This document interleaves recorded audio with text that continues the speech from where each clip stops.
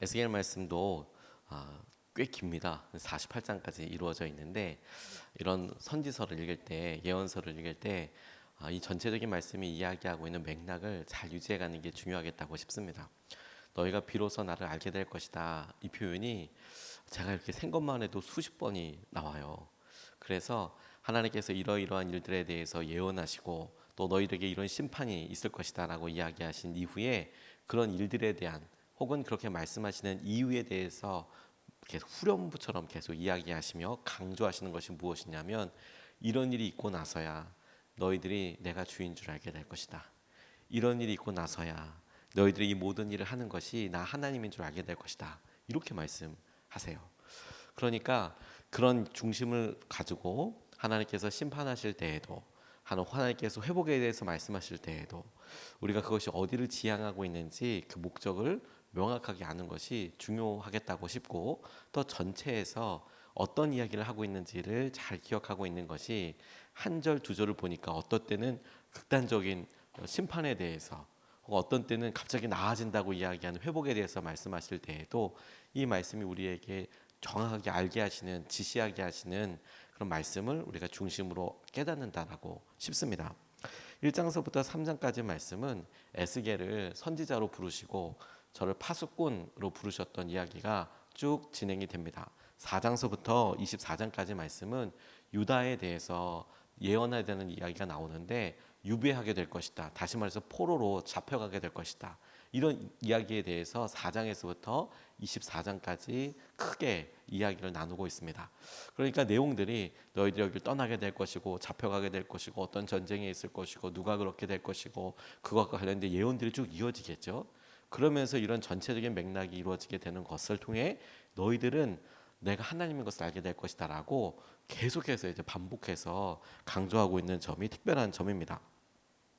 에스겔이 이야기하고 있는 이 시기가 그가 597년경에 끌려가서 586년까지 예언을 했습니다. 그가 예언하고 있는 곳이 예루살렘이 아니라 바벨로니아라고 혹은 바벨론이라고 부르는 곳으로 그가 포로로 잡혀간 그곳에서 예언을 했다라고 말씀을 드렸어요. 똑같은 시기가 겹쳐져서 예레미야도 예루살렘에서 너희 우리가 멸망하게 될 것이다. 항복해라. 막 이제 이런 이야기를 하고 있다고 말씀드렸습니다. 이야기가 굉장히 많이 겹쳐요. 하지만 둘이 만났을 가능성은 거의 없다고 학자들이 그냥 거의 일치되게 만나지는 못했을 거다. 근데 그럼에도 불구하고 그들이 떨어진 먼 곳에서 하나님의 말씀을 그렇게 동일하게 전했던 것에 대해서 주목합니다. 그리고 에스겔 전체로 봤을 때에도 두 부분으로 나누어져요. 전반부에는 그가 이렇게 온통 이스라엘이 멸망하게 되고 예루살렘이 다 이렇게 끌려가게 될 것이다라고 예언하는데 중간에 한 13년 정도의 시기적인 차이가 있습니다. 그리고 나서 이스라엘 백성들이 멸망하고 실제로 예루살렘 멸망한 다음에는 희망에 대해서 하나님께서 그에게 전혀 다른 메시지를 주셔서 희망과 회복에 대해서 내용을 바꾸게 됩니다.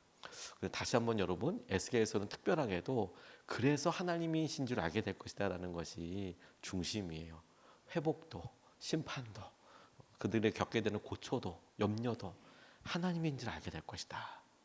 그런 의미로 본다면 오늘 이 본문 말씀에서 특별히 이 에스겔에만 등장하는 특별한 표현 중에 하나가 너희들의 행실로 너희들이 어떠한 일을 겪게 될 것이다 라고 말씀하고 계시는 겁니다. 끝에 대해서 이야기를 하시죠. 유다가 심판을 받게 될 필연성에 대해서 쭉 이야기하면서 다가오는 심판의 메시지에 대해서 이야기하는데 그 끝이 심판이고 멸망이고 예루살렘이 무너지는 것입니다. 오늘 본문 말씀에서 끝에 대해서 이야기할 때 그 끝이 어떤 의미로 이야기하고 계시느냐, 우리들의 했던 행동들이 행실 그대로 보응받고 행동 그대로 평가받고 우리에게 돌아오는 날이 끝입니다. 참 이것은 은혜라고 이야기할 수 있을까요? 심판이라고 이야기할 수 있을까요? 하나님께서 우리 행위대로 갚아주신다라고 이야기할 때 에스겔이 우리에게 여러 번 질문하게 될 텐데 이것이 여러분들에게는 죽었다, 힘들다, 끝이다 이렇게 느껴지나요? 아니면 그날이 빨리 왔으면 좋겠다, 기쁨이다 이렇게 느껴지시나요? 우리 행동대로 갚으신다면 그날은 어떻게 다가올까요? 오늘 1절에서부터 3절까지 말씀이 이렇게 이야기하고 있습니다. 주님께서 나에게 말씀하셨다. 너 사람아 이스라엘에게 전하여라. 나 주 하나님이 이스라엘 땅을 두고 말한다. 끝이 왔다. 이 땅의 사방 구석구석에 끝이 왔다. 이스라엘아 이제는 너희에게 끝이 왔다. 나는 이제 너희에게 내 분노를 쏟고 너희 행실에 따라 너희를 심판하며 너희의 역겨운 일들을 너희에게 보응하겠다라고 이렇게 이야기하고 계세요. 너희들이 했던 일에 대해서 그대로 갚아주겠다라고 이야기하는 것이지요. 잡혀가 있는 사람들, 즉 에스겔의 이야기를 듣고 있는 사람들은 바벨로니아에 있는 사람들이고 그들의 삶이 결코 녹록하지 않았습니다. 포로였고, 그러니까 포로이니까 노예 신분이고 죄수와 비슷한 수준의 삶이어서 그발 강가에서 집단 거주지를 이루면서 뭐 나라의 일이나 필요한 여러 노동력이나 이제 이런 일들을 감당하고 있었을 텐데 희망이 없어 보이는 그들에게 다시 회복할 수 있겠다고 하는 그런 말씀을 전하지 않고 있어요. 오히려 우리가 우리의 행동에 대해서 보응받고 있는 것이다. 우리가 하나님 보시기에 역겨운 일을 했기 때문에 그런 역겨운 일들이 우리 가운데 일어나고 있는 것이다 라고 그렇게 이야기하고 계시는 거예요. 하나님께서 이스라엘 백성들에게 가지고 계신 계획은 하나님을 알게 하는 것이라고 이야기했잖아요. 그러니까 이 말씀이 분명히 이야기할 때에도 우리에게 우리가 했던 그대로 행실대로 갚아주겠다라고 이야기하는 것은 깨닫지 못하고 있는 우리의 모습에 대한 하나님의 행동 가운데, 하나님의 심판 가운데 한 가지입니다. 어떻게 해도 우리를 잘 모르죠. 우리 스스로도 잘 한번 생각해 보아야 합니다. 우리의 모습을 이렇게 볼 때 내 안에 있는, 우리 안에 있는 이유와 변명과 그래 이런 일은 이래라고 생각할 것들이 있죠. 그런데 그런 수준이 아니라 하나님께서 너의 행동대로 갚아준다라고 이야기할 때 이 질문 하나가 내가 가지고 있는 모든 변명과 이야기의 수준이 아니라 다른 사람들이 보기엔, 하나님이 보시기엔 이것이 어떨까라는 질문을 하게 한다고 싶습니다. 하나님께서 그대로 갚아주신다. 그리고 심지어 하나님께서는 우리가 하고 있는, 이스라엘이 하고 있는 일들에 대해서 이것을 악하게 보시고 끝이다라고 이야기하시는 이것에 대해서 하나님이 이렇게 쏟아내시는 이유는 적어도 이스라엘 백성들이 자신들의 그런 악하고 하나님이 보시기에 역겹다라고 표현하는 일들에 대해서 깨닫지 못하고 있기 때문에 그러시는 거예요. 그래서 그것을 깨닫고 돌아와서 하나님을 알게 하는 일에 주님께서 우리에게 계속 에스겔을 통해서 도전하고 계시는 겁니다. 저는 여러 믿음의 선배들과 그리고 그런 선배들의 하는 행동들에 대해서 은혜를 받기도 하고 깊은 도전을 받기도 합니다. 그런데 거꾸로 어떤 분들이 이렇게 하시는 일들을 보고 큰 상처와 아픔을 마음속으로 이렇게 받고 기도도 하게 되는 일을 보게 됩니다. 은퇴를 하실 때 어떻게 은퇴하느냐, 그리고 그 은퇴할 때 저도 같은 목회자이지만 하는 여러 행동들과 그리고 보여주시는 이런 모습들을 통해서 마음이 아프다. 벌써부터 준비해야 되겠구나. 이런 생각을 하며 문득 이렇게 질문을 해보게 돼요. 하나님께서 보시기에 이것을 어떻게 볼 것인가? 그리고 성도들이 저 모습을 어떻게 볼 것인가? 그런데 그런 모습이 그분에게만 해당되는 게 아니라 정작은 저한테 질문돼야 하는 것이죠. 성도들이 보기에 이것이 어떻게 보이나? 이건 죄의 문제가 아니고 어떻게 보이나? 그리고 하나님이 보시기에 어떻게 보이나? 어떻게 보고 계시나? 이 부분이 죄의 수준을 넘어서는 우리의 행동을 보고 하나님 보시기에 그리고 하나님의 시선처럼 다가오는 다른 사람들이 우리를 보고 이야기하기에 눈치를 보라는 것도 아니고 그들의 사명표를 기준으로 다 맞춰야 된다는 것도 아니고 우리를 평가하고 바라보는 중요한 한 기준이 될 수 있다는 것에 하나님께서 너 행실대로 갚아줄 거야. 그리고 그것이 결코 좋지 않아 라는 이야기가 고난의 때, 어려움의 때, 죄에 포로된 우리에게 하나님께서 던지시는 강력한 메시지라고 싶어요. 그리고 여러분 이런 이야기를 들었을 때 우리 안에 어떤 기대감이 드는지도 중요한 판단 기준이 되겠죠. 우리 자신을 판단하는 기준이 아니라 우리가 하나님과 어떤 내적인 친밀함과 어떤 믿음의 관계를 가지고 있는지를 알게 되는 중요한 기준이 된다는 거예요. 너 행동대로 갚을 거야. 그게 하나님 보시기에 참 좋지 않다라는 것에 대해서 우리가 듣고 이게 우리에게 어떻게 느껴지는가, 어떤 마음으로 다가가는가, 그날에 대해서 우리가 어떻게 평가하고 보게 되는가, 그걸 보고 관계를 알게 되는 것이죠. 5달란트 받은 사람, 그리고 5달란트 남겼고 2달란트 받은 사람 2달란트 남겼을 때 주인이 먼 길에서 다시 돌아온다 하는 그날을 5달란트 남긴 사람은, 2달란트를 남긴 사람은 얼마나 기다렸겠습니까? 그날이 하루라도 더 멀어질 수 있다고 그렇게 혹여라도 바랬다면 그 이유는 더 많은 달란트를 남기기 위해서이겠지만, 그럼에도 불구하고 그날을 반드시 기다리겠지요. 내가 최선을 다해서 하루를 살아가고 달란트를 가지고 최대한 활용하고 있지만, 그래서 얻게 될 여러 일들에 대해서 하루하루 더 기대하는 마음으로 살 수는 있지만, 그럼에도 불구하고 이 모든 것을 셈할 때 그날은 얼마나 기쁜 일이 되겠어요. 하지만 1달란트 그대로 갖고 있었던 사람은 살면서 수없이 많은 핑계와 변명과 수없이 많은 어떤 생각으로 가득 찰 겁니다. 오면 뭐라고 말하지? 뭐라고 말할 수 있지? 어떤 변명이 있지? 어떤 이유가 있지? 어떻게 얘기하면 괜찮을까? 혹은 설득할 수 있을까? 이런 생각들이 올 때까지 계속되지 않겠습니까? 차라리 그것으로 무엇을 하든지 어떤 행동을 했으면 더 나았을 텐데, 이유와 걱정과 변명거리 가운데 하루를 다 보내다가 생각하는 그날 그 끝은 너무 부담되고 하루라도 멀어졌으면 좋겠고 그냥 이대로 계속하면 좋겠고, 이런 생각 아니겠습니까? 이스라엘에게 셈이 있다라고 말씀하시는 것이 우리에게 우리의 모습을 살펴보고 하나님께서 오신 하는 일들에 하나님과의 거리 친밀함을 확인하며 하나님께서 하실 여러 일들을 도전하는 우리에게 질문하는 기준으로서 붙잡고, 오늘도 주님 보시기에 정결하고 주님 보시기에 거룩한 삶을 살 수 있도록 한 걸음 내디뎌야겠다고 싶어요. 그런 의미로 두 번째로 오늘 본문 말씀이 그날에 하나님께서 가지고 계신 마음에 대해서 우리에게 한 번 더 상기시켜 주는데, 하나님께서 우리에게 하시는 것은 은혜가 확 다 사라져 버리는 거예요. 그러니까 하나님께서 우리에게 허락하셨던 당연한 것들이 사라져 버리는 거예요. 그 중에서도 하나님이 우리에게 대하시는, 우리를 아끼지도 않으시고 불쌍하게도 여기지 않으시겠다 하는 말씀이 하나님의 마음의 표현이라고 싶습니다.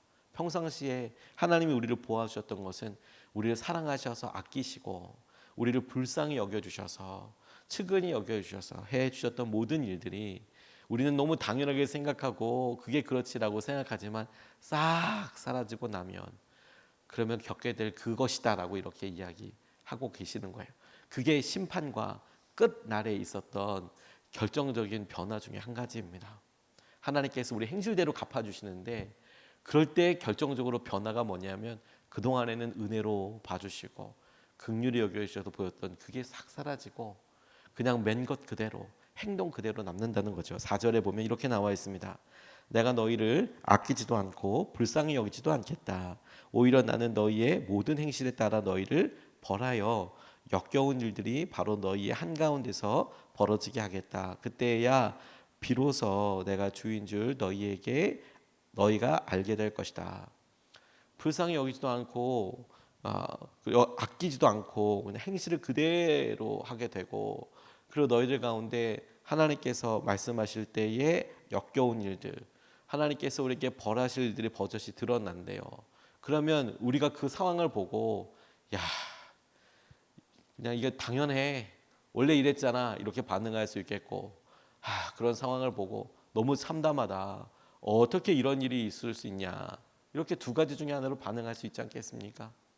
그런데 그걸 어떻게 반응하더라도 그 목적이 뭐라고요? 이런 일들을 통해서 내가 너희들이 하나님인 줄 알게 될 거야.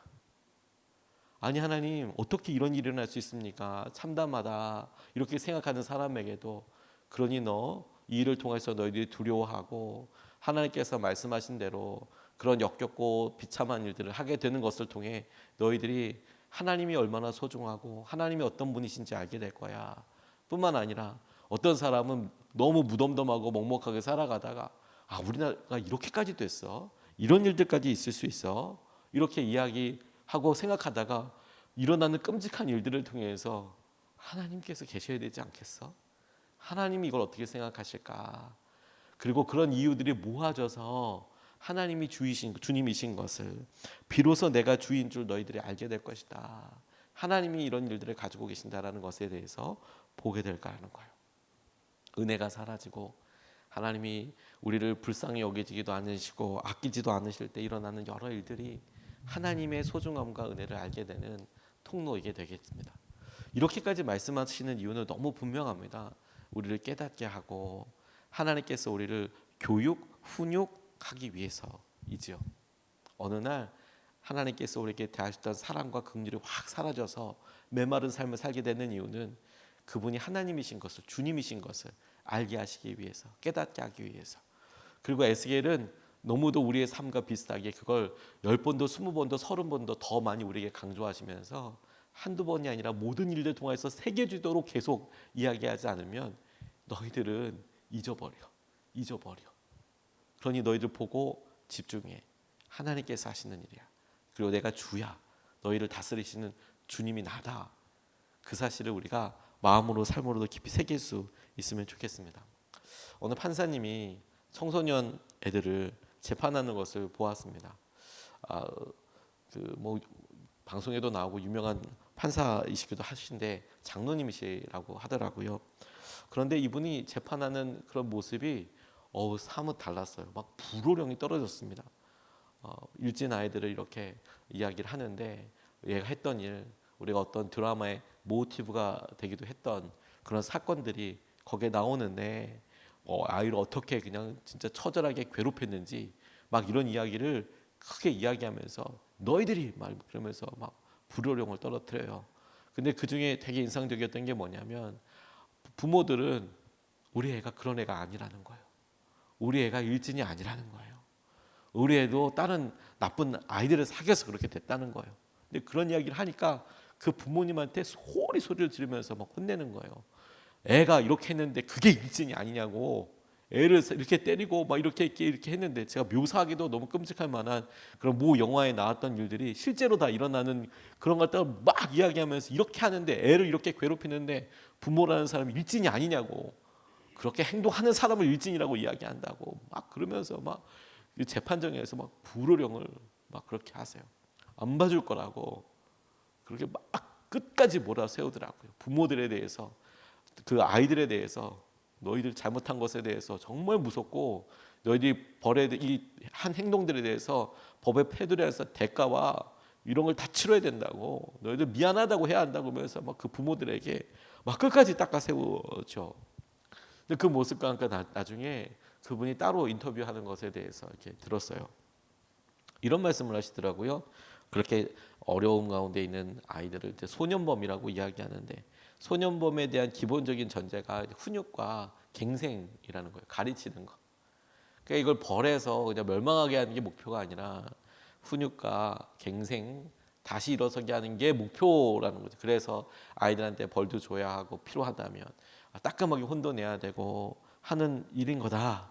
이렇게 이야기를 하시는데 바로 그 전 장면 재판하면서 아이들에게 막 그렇게 막 그들의 잘못을 적나라하게 다 보여주고 너희들 이렇게 했잖아. 왜 너희들이 인정하지 않아? 이런 걸 일진이라고 그래. 이런 걸 괴롭힘이라고 그래. 애가 이렇게 너희들한테 몇백 번이나 그리고 몇 수천만 원이나 뺏겼으면 어떻게 애가 살아있는 것 자체만으로도 이건 대단한 거 아니냐. 너희들이 어떻게 그렇게 악하게 행동할 수 있느냐. 그렇게 이야기하는 세상 두려운 분이었는데 그런데 그 기본적인 틀과 마음이 뭐냐면 그것을 통해서 너희들이 나아져야 돼. 너희들이 남아있는 삶이 나아져야 돼. 나아져야 돼. 다시는 그러면 안 돼. 제게 하나님께서 우리에게 너희가 나가 주인 걸 알게 될 거야. 하나님인 걸 알게 될 거야. 이렇게 말씀하실 때 앞에 내용을 보면 너희들 행실대로 다 갚아줄 거야. 은혜도 없고 너희들 바라보는데 긍휼히 여김도 없을 거야. 그렇게까지 엄청 끝까지 몰아붙이고 이 말씀에 대해서 읽으면 정말 섬뜩섬뜩할 만큼 행실대로 다 갚으시고 우리 가운데 역겨운 일이 일어나고 막 이런 일에 대해서 이야기하실 때 도망갈 데도 없고 우리 모습을 적나라하게 이렇게 보여주시고 끝까지 비춰 나가실 때 그 목표가 네가 나인 걸 알게 될 거다. 하나님인 걸 알게 될 거다. 우리를 가르치시고 우리가 다시 그 일에 넘어가지 않도록 하기 위한 아니 오직 하나님만 따르고 의지하기 위한 하나님의 정확한 가르침과 하나님의 의도 있는 교육 과정이라는 것에 우리가 마음을 두고 기도했으면 좋겠어요. 그리고 여러분 우리의 삶에 대하여 하나님 이렇게까지 말씀하시는 에스겔에 그리고 에스겔과 동시대에 살았던 특별한 이스라엘 사람들에게만 해당되는 게 아니라 우리에게도 하나님, 우리가 하나님인 것을 잊지 않고 살게 해주십시오.